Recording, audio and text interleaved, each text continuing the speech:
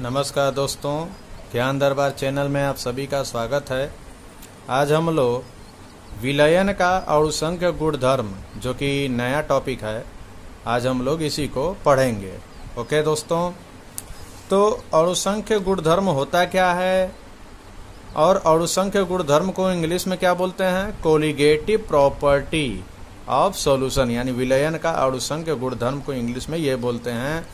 और अणुसंख्य गुणधर्म होता क्या है, इसके बारे में मैंने डिफिनीशन इसका लिखा हुआ है। ओके दोस्तों, तो इस डिफिनीशन को पहले पढ़ते हैं, फिर उसके बाद इसे समझने का प्रयास करते हैं।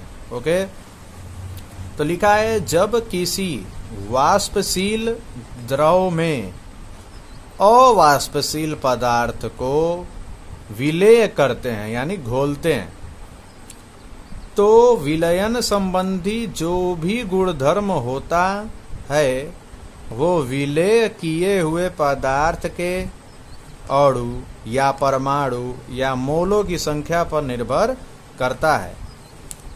उन गुणधर्मों को अणुसंख्य गुणधर्म कहते हैं। अणुसंख्य गुणधर्म क्या होता है?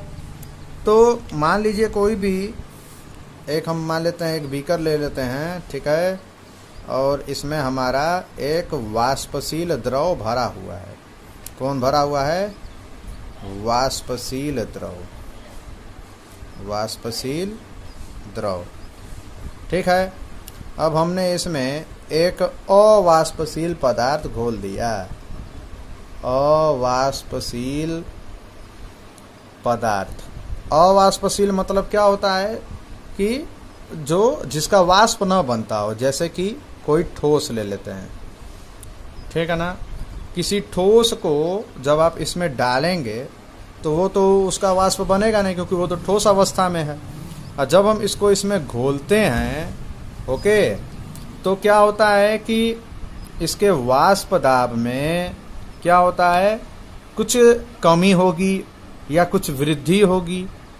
ओके, ये तो इसके ठोस के ऊपर निर्भर करेगा, ठीक है ना। तो वो जो कमी और वृद्धि होती है, उस कमी वृद्धि को आप कैसे नापेंगे, ठीक है ना।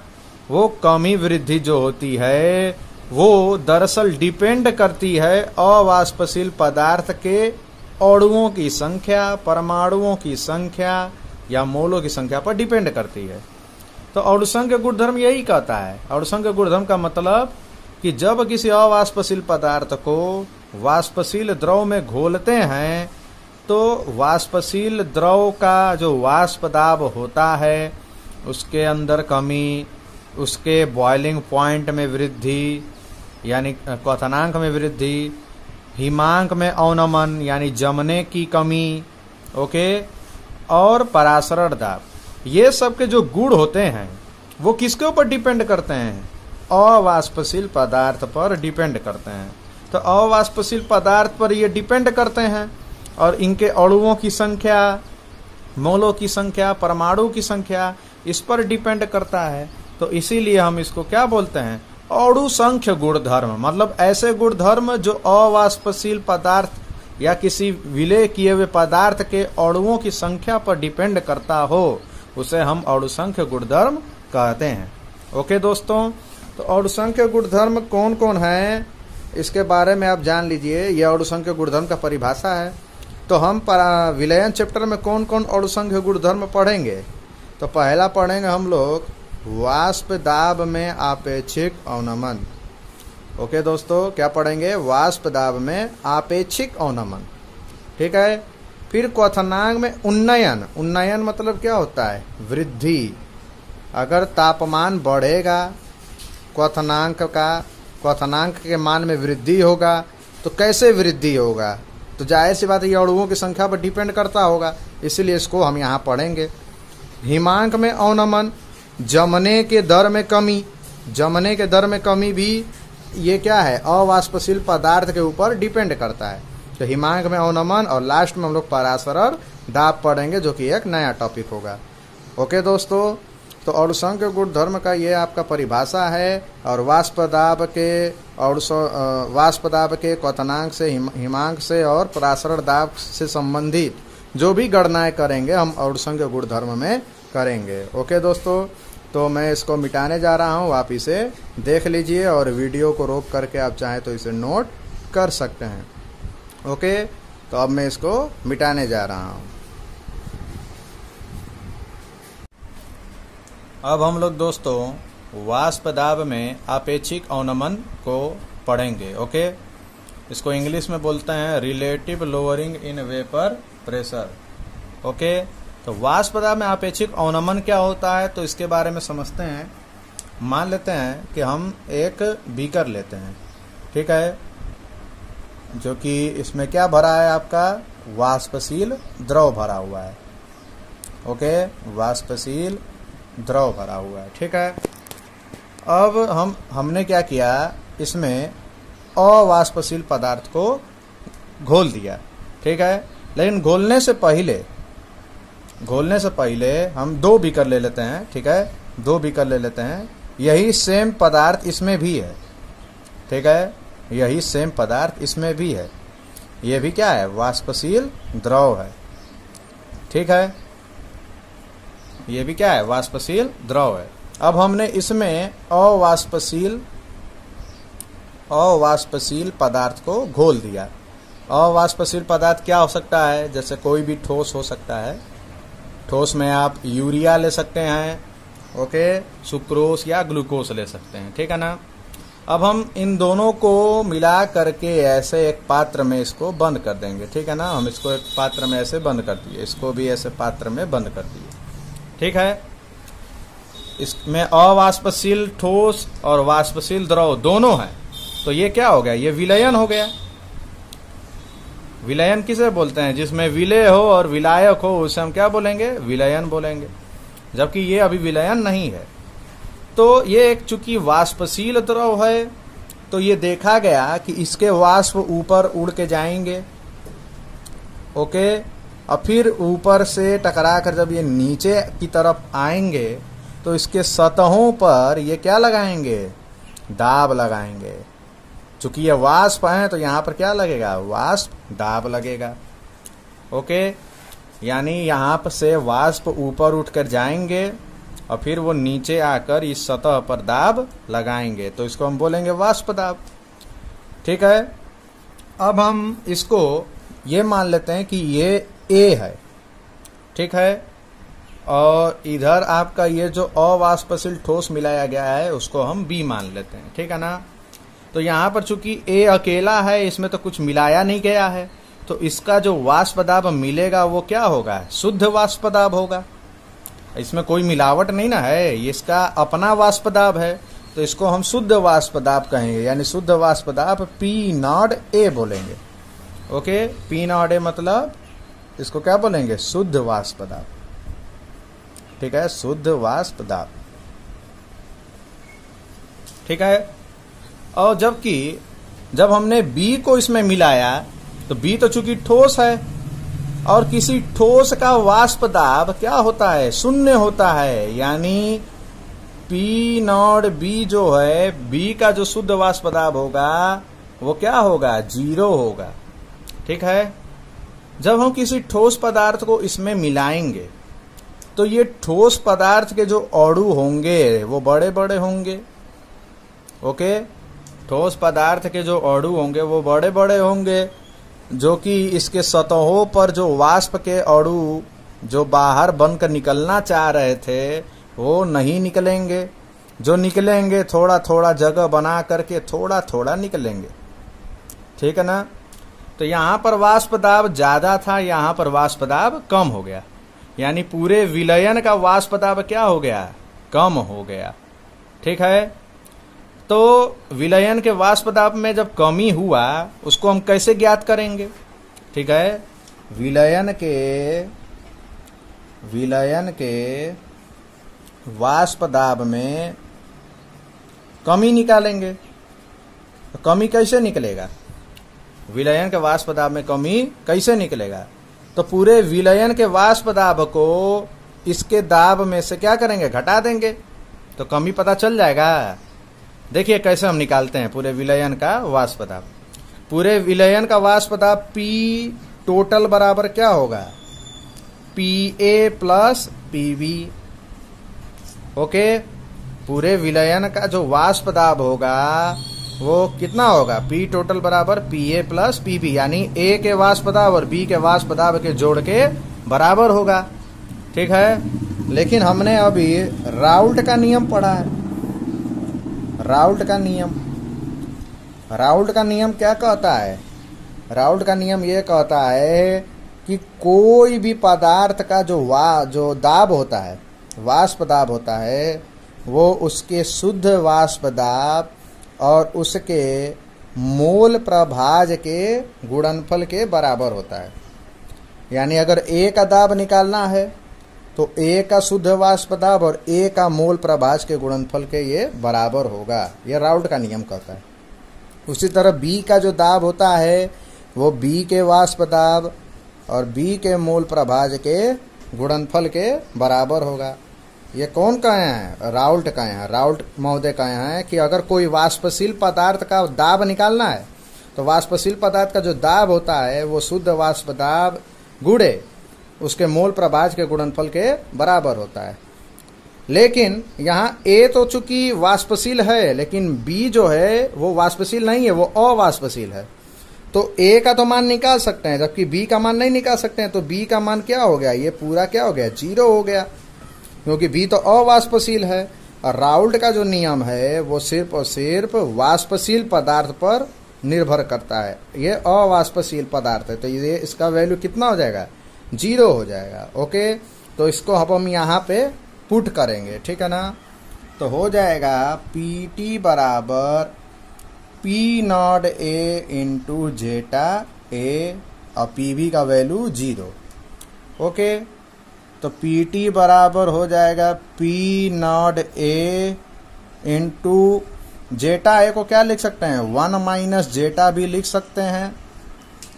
ये कहाँ से आया? तो आपको पता होगा ए का मोल प्रभाज प्लस बी का मोल प्रभाज बराबर कितना होता है? 1 होता है। अगर नहीं पता है तो आप जान लो, दो पदार्थ का मोल प्रभाज अगर आप जोड़ेंगे तो उसका वैल्यू कितना आएगा? 1 आएगा। ठीक है, तो हम पी इधर जेटा ए की जगह 1 माइनस जेटा भी लिख सकते हैं। ओके, अब हम पी नॉट ए को इसमें मल्टीप्लाई कर देंगे तो पी टी बराबर हो जाएगा P naught A minus P naught A zeta B. Okay, अब P naught A zeta B को इधर ला देते हैं और इसको इधर ले जाते हैं तो हो जाएगा P naught A zeta B बराबर P naught A minus P T.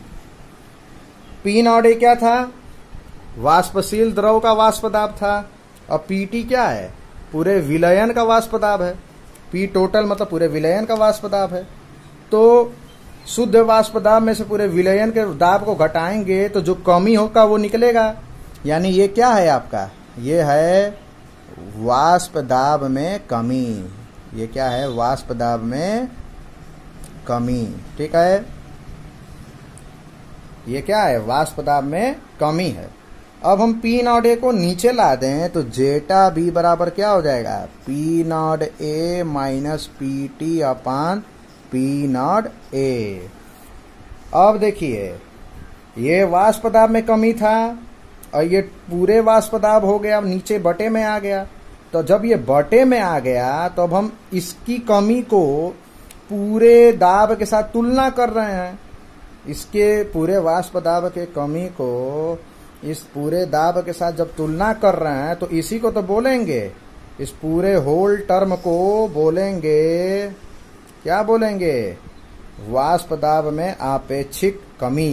वाष्प दाब में आपेक्षिक कमी। आपेक्षिक मतलब इसकी अपेक्षा, तुलना कर रहे हैं। आपेक्षिक कमी या अवनमन। अवनमन मतलब क्या होता है? कमी होता है। अवनमन मतलब कमी होता है। ठीक है ना। तो ये जो पूरे वाष्प दाब की जो कमी है वो बी के मोल प्रभाज के बराबर है। बी के मोल प्रभाज में क्या आता है? मोलों की संख्या। तो ये अणुसंख्य गुणधर्म हुआ ना। अणुसंख्य गुणधर्म यही ना कहता है कि जो भी विलयन का गुणधर्म हो वो अगर वाष्पशील पदार्थ के मोलों की संख्या, परमाणु की संख्या, अणु की संख्या पर डिपेंड करे तो उस पूरे टर्म को हम क्या बोलते हैं? अणुसंख्य गुणधर्म कहते हैं। यानी अगर पूरे विलयन के वाष्प दाब का अपेक्षिक अवनमन निकालना हो तो इस सूत्र से हम निकाल सकते हैं। वाष्प दाब में अपेक्षिक अवनमन बराबर जेटा बी, यानी बी के मोल प्रभाज्य के ये बराबर होता है। ठीक है ना? ओके। और जेटा बी बराबर क्या होता है? एन बी बटे में N A plus N B, यानी बी के मोलों की संख्या बटे में ए के मोलों की संख्या प्लस बी के मोलों की संख्या। तो इसमें हम इसको रख के इस सूत्र की सहायता से हम वाष्प दाब में अपेक्षिक अवनमन निकाल सकते हैं। ओके। अब हम ये पता लगाना चाहते हैं कि वाष्प दाब के अवनमन से विलेय पदार्थ का भार या अणु भार कैसे निकालेंगे। ठीक है ना? तो मैं अब इसको मिटाता हूं और इसके आगे चलता हूं। ओके। तो इसको आप देख लीजिए। ठीक है? आप शुरू से समझते आ रहे हैं, इसको आप समझ जाइएगा। ओके। तो मैं अब इसको मिटाने जा रहा हूं। अगर आप मेरे साथ साथ इसको लिखते चलेंगे तो ये आपको जरूर फायदा करेगा। ओके। तो अब मैं इसको मिटाता हूं। ओके।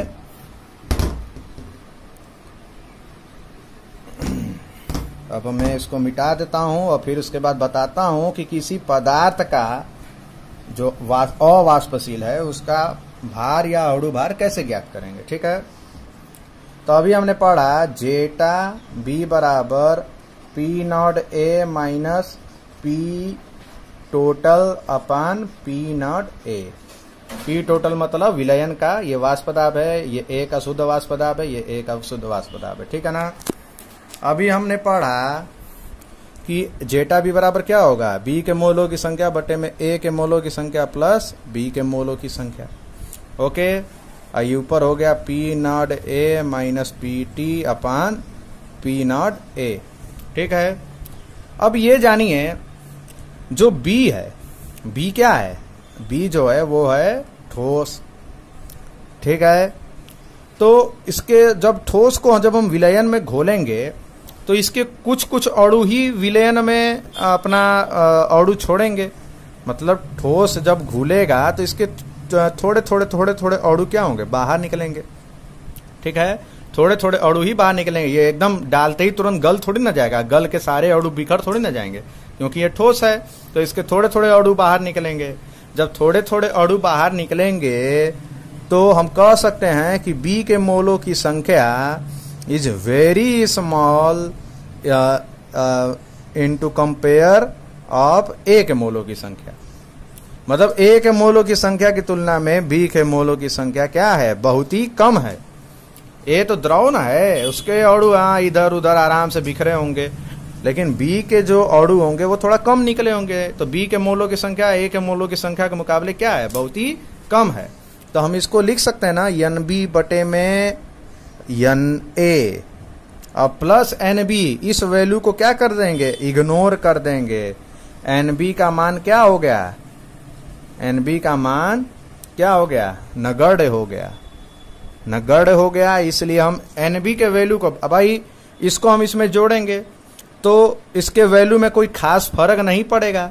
तो इसीलिए हम लगभग में हम क्या ले लेंगे? एन ए ले लेंगे। एन बी के वैल्यू को नीचे छोड़ देंगे, जबकि ऊपर लेंगे क्योंकि ये तो अकेला है तो इसको तो लेना पड़ेगा। लेकिन ए के मोलों की संख्या में जब बी के मोलों की संख्या को जोड़ेंगे तो कोई खास फर्क नहीं पड़ेगा। जैसे एक में 0.2 जोड़ेंगे तो 1.2। तो इसको लगभग हम क्या मान सकते हैं? एक तो मान ही सकते हैं ना। ओके। तो वही हाल है कि ये मोलों की संख्या ए है, ये मोलों की संख्या बी है। तो ए के मोलों की संख्या में बी के मोलों की संख्या जोड़ेंगे तो कोई खास फर्क नहीं पड़ेगा। इसलिए उसको पूरा टोटल हम ए के मोलों की संख्या के बराबर ही मान लेंगे। ओके। तो इसीलिए हम नीचे वाले बी के मोलों की संख्या को छोड़ देंगे। तो एन बी बटे में एन ए बराबर हो जाएगा P naught A minus P T upon P naught ए। अब बी के मोलों की संख्या बराबर क्या होगा? बी का भार बटे में बी का अणु भार बटे में ए के मोलों की संख्या बराबर ए का भार बटे में ए का अणु भार बराबर इधर हो जाएगा P naught A minus P T upon P naught ए। ठीक है?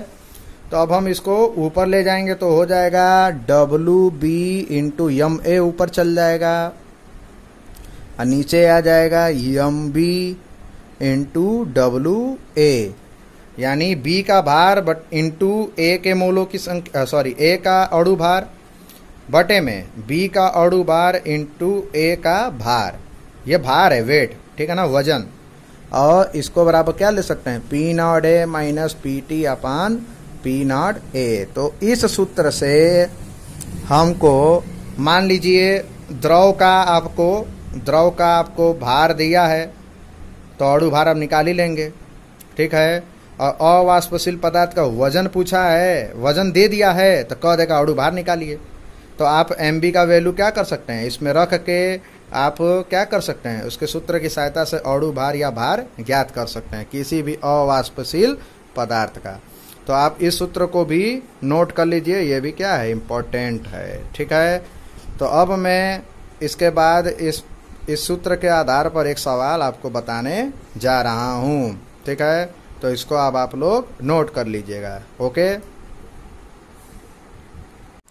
अब हम लोग वाष्प दाब के अपेक्षिक अवनमन पर एक उदाहरण लेते हैं, ओके। तो ये उदाहरण आपके सामने है जो दिया है कि शुद्ध बेंजीन का वाष्प दाब 0.850 बार है, ओके। शुद्ध बेंजीन का वाष्प दाब हमको दे दिया पहले से 0.850 बार है। तो इस बेंजीन में 0.5 ग्राम अवाष्पशील ठोस को 0.5 ग्राम अवाष्पशील ठोस को 39 ग्राम बेंजीन में घोला गया, 39 ग्राम बेंजीन में घोला गया। मतलब इसमें आपका बेंजीन है, ठीक है, और इसमें आपको पदार्थ को क्या किया जा रहा है, घोला जा रहा है। तो इस ठोस का वजन आपको दिया है, ठीक है ना, इसका वजन दिया है 0.5 ग्राम और इसका वजन दिया है आपका 39 ग्राम। तो कह रहा है विलयन का वाष्प दाब जो हो गया 0.845 हो गया। तो देखिए पहले इसका जब कोई चीज मिलाया नहीं गया था तो इसका वाष्प दाब 0.850 था, लेकिन जैसे ही इसमें ठोस मिलाया गया तो इसके वाष्प दाब में कमी हो गई। तो जैसे ही आपको सवाल में वाष्प दाब में जब आपको कमी दिखाई दे तो समझ जाइएगा कि ये वाष्प दाब के अवनमन पर ही सवाल आपको पूछा गया है, ठीक है। तो दोनों का वजन दे दिया है, ठीक है, और शुद्ध वाष्प दाब दिया है पहले का 0.850 और पूरे विलयन का वाष्प दाब टोटल दे दिया है कितना, 0.845। तो पूरे विलयन जब उसका शुद्ध वाष्प दाब था तो इस द्रव को हम मान लेते हैं A है और जो पदार्थ मिला रहे हैं वो B है। तो A का शुद्ध वाष्प दाब हमको दे दिया है और टोटल वाष्प दाब हमको दे दिया है, ठीक है। और जो पदार्थ घोले हैं उसका वजन WB मिल गया है और जो पदार्थ है इधर जिसमें घोला गया है यानी बेंजीन का वजन दिया है 39 ग्राम, ठीक है। तो अब हमको क्या निकालना है, जो पदार्थ घोले हैं उसका मोलर द्रव्यमान क्या होगा, ठीक है। तो हम अभी लास्ट वाला सूत्र पढ़े हैं, क्या होता है, P naught A minus P total upon P naught A बराबर क्या होगा, एन बी अपान एन ए, ओके। फिर इसके बाद हम इसको ऐसे भी लिख सकते हैं, P naught A minus P total upon P naught A बराबर डब्ल्यू बी अपान पदार्थ का भार बटे में अणु भार यानी mb मॉलिक्यूलर वेट, नीचे weight of A upon molecular weight of A, ठीक है। अब इसको हम ऊपर ले जाएंगे तो क्या हो जाएगा, P naught A minus P total upon P naught A बराबर W B into M A upon M B into W A. हमको क्या पूछा है, बी का अणु भार, तो ये बी का मॉलिक्यूलर वेट यानी एम बी हमको निकालना है। और जो वैल्यू दिया है अब हम सबको रखेंगे, ठीक है। तो जो वैल्यू दिया अब रखते हैं और इसको सॉल्व करते हैं।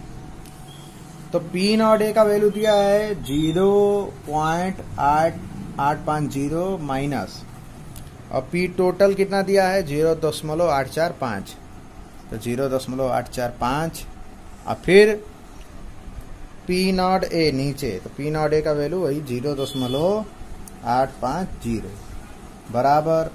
अब हम आगे चलते हैं, आगे दिया है WB, यानी B का वेट कितना दिया 0.5, तो ऊपर लिखेंगे 0.5 इंटू यम ए मतलब ए क्या है, बेंजीन है।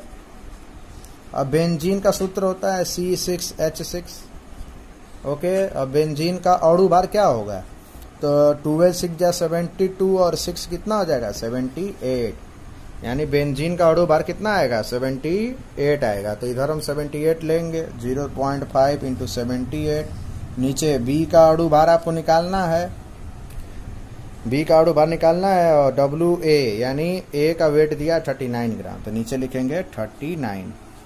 39 2 जा 78 होगा, 0.5 का 2 का मल्टीप्लाई होगा तो कितना होगा 0.1, सॉरी 1.0, और इसको हम इसमें से माइनस कर देंगे तो आ जाएगा आपका 10 में से 5 गया 5। ओके, तो ये हो जाएगा आपका 0 और ये भी हो जाएगा 0, यानी 0.005 अपान 0.850, ये आपका आ गया इतना वैल्यू। अब हम इसको इधर ट्रांसफर कर सकते हैं, तो आ जाएगा 0.005 बराबर 1 इंटू 0.850। अब इसको फिर नीचे ले जाएंगे, इसको 1 में गुणा करेंगे तो वही आएगा, ठीक है। सॉरी, नीचे B का मॉलिक्यूलर वेट आपको दिया है, ठीक है ना।